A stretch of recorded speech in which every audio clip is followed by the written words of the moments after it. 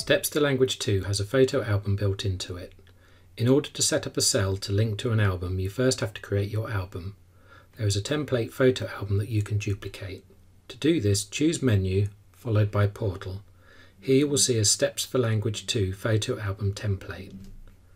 In order to duplicate it, choose Menu and Organize. Select the template and click on the Duplicate button. Now, give your album a new name. Then select OK, followed by OK again.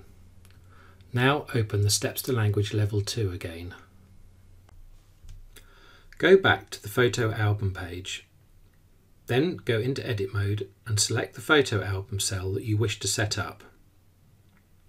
First select the image cell and type in the name of a symbol you want to use. Then enter a new label for the cell. Now select the Add Action button.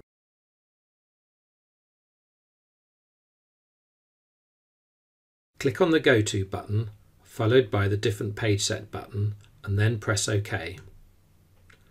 Now click the drop-down menu next to the Choose Page Set and select the photo album page set that you created, followed by OK. Select the Finished Editing button. You can now check that your cell opens up your photo album. The Home cell will return you back to Steps to Learning 2.